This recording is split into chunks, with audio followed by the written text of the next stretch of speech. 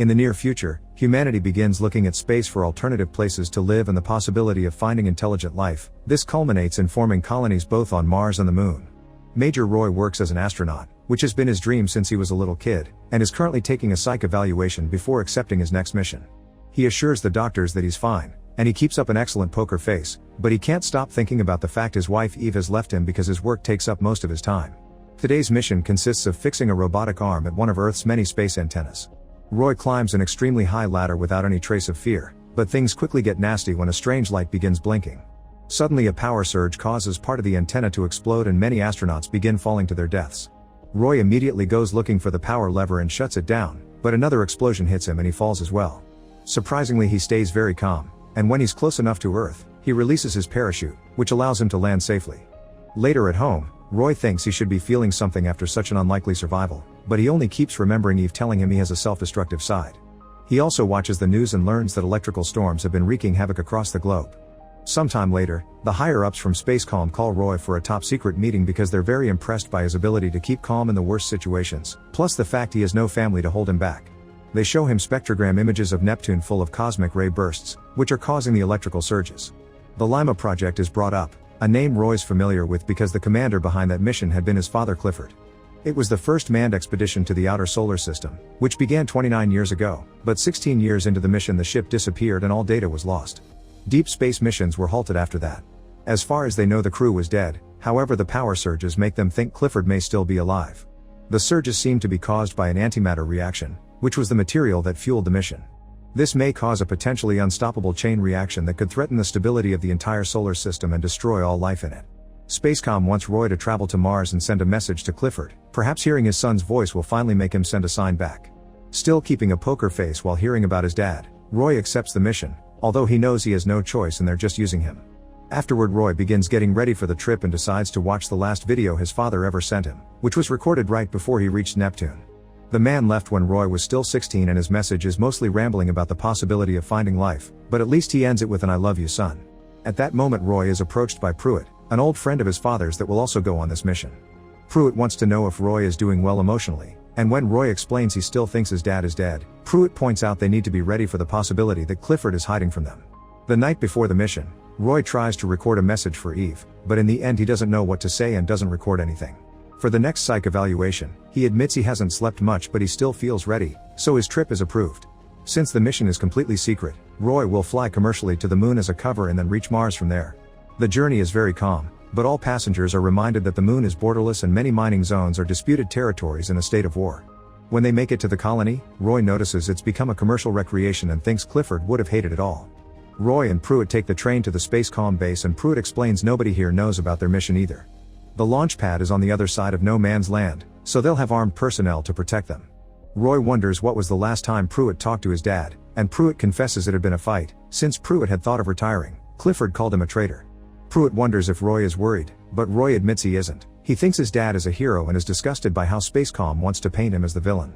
At the base, Pruitt and Roy are assigned to rovers and they leave surrounded by soldiers. However, when they reach an open area, they're soon ambushed by pirates, who open fire on them.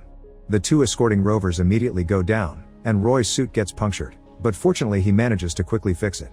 The driver of his rover is shot too, and Roy pushes the body off to take over, driving among some of the base's structures to make some pirates crash. Then Roy tries to shoot at the remaining pirates, but they hit his rover with theirs and cause him to fall into a crater. Roy pretends he's lost control of the vehicle, and once the pirates are gone, he begins driving again, getting to escape through the darkness. The base launches some missiles to kill the pirates once they're far enough. When they finally make it to the launch pad, Pruitt confesses he was hurt during the attack and won't be able to go to Mars. Roy knows he should be upset over losing his safety blanket, but continues to bottle up his emotions. Before Roy leaves, Pruitt gives him a drive with confidential information, confessing it'll put Roy in grave danger because their higher-ups don't trust him. Roy gets in the rocket to Mars, where he meets the crew and Captain Tanner, who inform him Pruitt was taken for emergency surgery. This trip will last 19 days, and nobody in this crew knows Roy's real mission either. Mood stabilizers are distributed, but Roy hides in his suit instead of taking it. When he has a moment alone, he checks Pruitt's drive, which shows that Spacecom received an SOS signal from the Lima project crew that indicated Clifford intentionally disabled all external communications. If the mission isn't successful in contacting Clifford, then they must destroy the Lima project and Clifford himself to stop the surges. Roy wonders what happened to his dad and if he really lost control, remembering the fact Clifford had promised him they could work together someday, yet it never happened. Sometime later, they receive a distress call from a space station, and Tanner feels obliged to help them as protocol dictates. Roy wants to concentrate on his own mission, but his protests are ignored. Since the co-pilot is scared, Roy volunteers to go with Tanner to the space station, where they split to cover more ground. Roy finds some scratches on the walls, and when he reunites with Tanner, he finds him floating and shaking. When he comes closer, Roy discovers there's a baboon feeding on Tanner. The animal attacks as soon as it sees Roy, but he fights it and manages to shake it off by tasting it. Then a second baboon shows up, so Roy grabs Tanner and takes him into another room before closing the door hatch. Roy tries to seal Tanner's helmet with some duct tape, but soon he has to return to the door to keep it closed because the baboon is trying to open it. He finds the pressure hatch and releases it, making the baboons explode. Moments later, Roy brings Tanner back into their ship, but no matter how hard the doctors work, Tanner doesn't survive and his body is thrown into space. Later, while everyone's sleeping, Roy takes another psych evaluation and explains Tanner died without showing any emotions. When the computer voice asks him for details, Roy confesses he recognizes the baboon's rage as his own. He's always had rage in him because his dad left. However, if he looks under the rage, all he finds is hurt, which is keeping him away from relationships. The co-pilot takes over captain duties and Roy becomes the co-pilot in his place. When they finally approach Mars, they're hit by a power surge and the ship needs to be landed manually instead of using the auto landing sequence. The pilot is too scared to react, so Roy takes over the controls and lands the ship himself, promising his partner he won't report him to Spacecom. The crew makes it to the Ursa research station, where Roy meets Director Helen. She doesn't know about the secret mission either, so she only gets to escort him to the building where the other employees are working in confidence. Roy is given a very cold pre-written message to read, promising Clifford they're here to help and that they need any data he may have. Unfortunately, they don't get any replies and the technicians decide to try again later. Roy spends some time in the comfort room, where he tries to decide if he hopes to find his dad or wants to be free from him. When the time comes to send another message, Roy drops the script they gave him and begins talking from the heart. He mentions childhood memories and the fact he's become an astronaut too, expressing his wish to see his father again. Roy waits to see what happens and notices the technicians getting excited around the comms, meaning they got an answer. However, when Roy asks to hear the message, the higher-ups don't give him access to it and announce he'll be sent back to Earth because his personal connection makes him unfit for the mission. On his way out, Roy notices a crew is getting ready to travel, but they ignore his questions. Before going to Earth, they put Roy through another psych evaluation, but his desperation and anger finally make him crack and mess with his biorhythms, thus he's sent back to the comfort room for the time being. Sometime later, Helen visits Roy to get some answers. At first, Roy tries to keep the secret, but Helen changes his mind by explaining she was born here on Mars and that her parents died in the Lima project.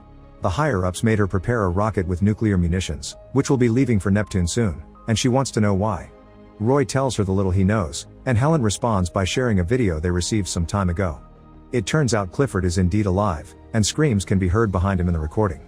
Clifford explains his crew started to boycott the mission because they wanted to go home, so he had no choice but to kill them all. Spacecom made Clifford a hero in the public eye to cover it all. Roy wants to confront his father, thus Helen sneaks him out of the base in a rover and drops him by a sewer entrance so he can gain access to the rocket in secret. After a few minutes spent under dirty water, Roy reaches the launch pad and manages to climb into the rocket right before it takes off. The crew immediately detects his presence and Roy tries to explain he isn't a threat, but the base sends orders for him to be neutralized. 2 astronauts go after him, but at that moment the rocket gains speed and the force sends one of the astronauts flying against the wall, killing her. The second astronaut fights Roy and the captain tries to shoot him, but he fails and hits the oxygen tanks instead. The air begins to get poisonous and Roy tries to help the captain by putting a mask on him, but it's too late, both astronauts are dead. The bodies are thrown out of the rocket and Roy sends one last message to the base, confirming he'll finish the mission before he turns off all comms. The trip will last 79 days, which Roy will have to spend alone with his guilt. He connects a feeding tube directly to his stomach and electrodes on his body to stimulate his muscles. Roy tries to keep himself busy by thinking of Eve and his dad. However, he makes the mistake of watching Eve's last message when she confessed she felt like she didn't know him because he was always away. He also watches videos of the time his dad was still sane and hopeful. All these clips make his mood tank, and Roy keeps dreaming of his childhood, his mother, his dad, and Eve. Roy used to wish he could be alone, but the loneliness on the ship is breaking his sanity as well, and he realizes how many people he's let down all these years and how selfish he's been. By the time he finally approaches Neptune, Roy is on the edge of losing it, but he manages to put himself together for the mission. He takes a shuttle to fly to the Lima station, but suddenly he gets hit by another power surge and the shuttle begins failing. Roy tries to dock to no avail, and trying to contact his father gets him no answers. He has no choice but to leave the pod and spacewalk into the Lima station.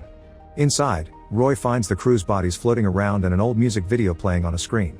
He also finds his dad's room, where he can see all the signs of obsession with finding life in space. Roy goes further inside and begins programming the explosive when Clifford finally finds him, and while Roy keeps his poker face, the sadness is still clear in his eyes. Clifford explains he's been trying to stop the surge, which was caused by the crew's boycott. The captain must go down with the ship, and Clifford considers this his home. He has no interest in returning to Earth, and he admits never caring about his family. Roy tells him he still loves him and reaches out to grab his hands, which Clifford accepts after some hesitation. While Roy helps his dad get into his suit, Clifford says he's proud of his son for traveling all the way here and wonders if they could have made a better team, because his crew checked the data and when they found no signs of life, they immediately gave up. Roy points out this isn't a failure because now they know they are all they got. They activate the bomb to explode in 3 hours and leave the station, but as soon as they make it outside, Clifford tries to throw himself into space. Roy holds onto their anchoring rope to keep him close, but Clifford begs for freedom and Roy decides to grant him this last wish. The rope is unhooked and as Clifford floats away into the abyss, Roy finally allows himself to have a breakdown. He floats for a while, wondering if he should give up too, but then he realizes he still has one more chance. Using his suit's propellers, Roy returns to the Lima station and removes a panel door, which he uses to protect himself from the asteroids in order to cross Neptune's rings.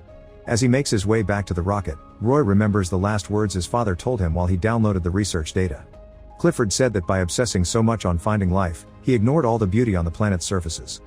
Roy hits the side of the rocket, and after rolling around for a bit, he manages to hold onto the railing and get back inside. He doesn't have enough fuel left, so he waits for Lima to explode and uses the shock wave to propel the rocket. Many days later, Roy lands safely on Earth and a group of soldiers immediately rescue him, assuring him the Lima data arrived safely as well. During his next psych evaluation, Roy says he's been sleeping well, and that he's aware of his surroundings. Now he's also very aware of his loved ones, so he's finally ready to commit and reunite with Eve to start things over. Make sure to subscribe and turn on notifications so you can watch more videos like this. Thanks for watching.